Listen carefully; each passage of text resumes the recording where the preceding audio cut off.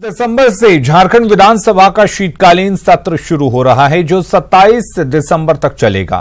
सत्र की तैयारियों को लेकर विधानसभा अध्यक्ष दिनेश उरांव ने अधिकारियों के साथ बैठक की। इस बैठक में गृह सचिव एसकेजी राहाटे के अलावा पुलिस मुख्यालय के अधिकारी मौजूद रहे। बैठक में सत्र के दौरान विधि व्यवस्था और सदस्यों को समय पर जवाब मिले, इसको लेकर स्पीकर ने अधिकारियों को निर्देश दिए हैं। विधानसभा सत्र 24 दिसंबर से प्रारंभ होके ये 27 दिसंबर तक चलेगा। तो इस सत्र अवधि के दरमियान जो हमारे एक तो सबसे पहले जो तैयारियां है उसकी समीक्षा की गई माननीय अध्यक्ष महोदय के द्वारा। विधि व्यवस्था, फिर जो अनाबाद बिजली आपूर्ति, यहाँ पे जो बाकी जो व्यवस्था है उसकी समीक्षा की गई।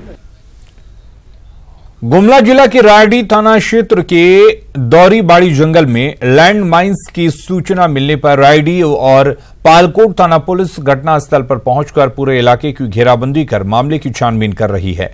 पुलिस को सूचना मिली थी कि कई जगहों पर गड्ढा कर कुछ गाड़ा गया है, जहां से तार निकलकर एक दूसरे गड्ढे से जुड़ा है। सूचना के बाद मौके पर बम निरोधक दस्ते को भी बुलाया गया है, जो जांच में जुटी हुई है। रायडीह थाना प्रभारी के मुताबिक पूरा इलाका नक्सल प्रभावित है और ऐसे में कुछ भी होने की संभावना है। को लोकल थाना को सूचना नहीं मिला है इसके बारे में, और उसके लिए विशेष टीम रांची से आ रही है और उसके बाद ही इसमें पता चलेगा कि क्या है। और उसको 7 एक सेंटर है जहाँ पे कुछ उपकरण रखा हुआ, वहाँ से 7 जगहों पे गड्ढे खने हुए हैं और उसको नीला तिरपाल से लगाया हुआ है, प्लास्टिक से ढका हुआ है। उसमें कुछ भी हो सकता है, इसलिए हम लोग चारों तरफ से कॉर्डन किए हुए हैं फोर्स से जी, और किसी को जाने नहीं दे रहे हैं। और उसमें अभी जांच होगा, उसके बाद ही खुलासा होगा क्या है। 3 राज्यों में बीजेपी की हार से झारखंड में विपक्षी भी उत्साहित हैं। जेएमएम के कार्यकारी अध्यक्ष और नेता प्रतिपक्ष हेमंत सोरेन ने कहा कि 3 राज्य में बीजेपी की हार का असर 2019 लोकसभा चुनाव पर भी पड़ेगा। चाईबासा में हेमंत ने कहा कि बीजेपी की हार का कारवां चल पड़ा है और ये आगे भी जारी रहेगा। और इसका परिणाम ये 3 राज्य क्यों, जितने राज्य हुए कहां आ पाए।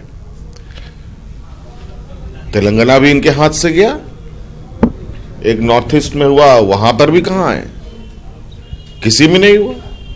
कोई भी एक भी राज्य बता दे जो उपचुनाव विधानसभा चुनाव में किसी पूरे देश के अंदर कहीं पर नहीं आ पाई। तब ये कारवां चल पड़ा। अब निश्चित रूप से इसका असर 2019 में देखने को मिलेगा। 3 राज्यों में कांग्रेस को मिली सफलता ने झारखंड कांग्रेस के नेताओं के अंदर जोश भर दिया है। हजारीबाग में पार्टी के प्रदेश प्रवक्ता राजीव रंजन ने कहा कि झारखंड में अगली सरकार कांग्रेस के नेतृत्व में बनेगी। साथ ही राजीव रंजन ने कहा कि कोलीबीरा विधानसभा उपचुनाव में कांग्रेस प्रत्याशी की रिकॉर्ड मतों से जीत होगी। 2019 के लोकसभा चुनाव में झारखंड में सीट शेयरिंग पर कांग्रेस नेता ने कहा कि समय आने पर घटक दलों के बीच सीटों पर समझौता हो जाएगा। राहुल गांधी जी के कुशल नेतृत्व में पूरे देश भर में नौजवानों ने, किसानों ने, मजदूरों ने एक बदलाव की प्रक्रिया को एक जमीन देने का काम किया है और निश्चित रूप से यह बदलाव झारखंड में भी रंग लाएगा। और उधर गुमला दौरे पर आए बीजेपी के प्रदेश प्रवक्ता दीनदयाल वर्णवाल ने परिसदन में राफेल मामले को लेकर कांग्रेस पर जमकर निशाना साधा। उन्होंने कांग्रेस से इस मामले पर जनता से माफी मांगने की बात भी कही। उन्होंने कहा कि कांग्रेस को गलत सूचना कहां से मिल रही है, उन्हें इस बात की जानकारी भी जनता को देनी चाहिए, क्योंकि सुप्रीम कोर्ट का फैसला कांग्रेस के लिए किसी तमाचे से कम नहीं है। कि राज्य गरीब राज्य का 3800 करोड़ लुटवाने वाले कांग्रेस और देश को लगातार भ्रम में डालने वाले कांग्रेस को राफेल सौदे के बाद माफी मांगनी चाहिए देश। पारा शिक्षकों की हड़ताल के कारण प्रभावित हो रहे पठन पाठन को सुचारू करने के लिए अब टेट पास अभ्यर्थियों की मदद ली जाएगी। सरकार टेट पास अभ्यर्थियों को स्कूलों में पढ़ाने के लिए बुला रही है। राज्य के मुख्य सचिव सुधीर त्रिपाठी ने इसकी जानकारी दी है। साथ ही कहा कि पारा शिक्षकों को भी हड़ताल खत्म कर वापस बुलाने के प्रयास किए जा रहे हैं।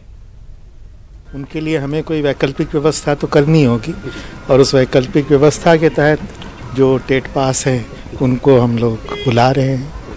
ये तो शॉर्ट टर्म होगा सर जो बुलाया जा रहा है। जाहिर है शॉर्ट टर्म होगा, इस उम्मीद में कि जो हमारे मूल पारा शिक्षक हैं वो काम पर लौट आए, लेकिन अगर किन्हीं कारणों से वो काम पे नहीं लौटेंगे तो फिर जो वैकल्पिक व्यवस्था ही है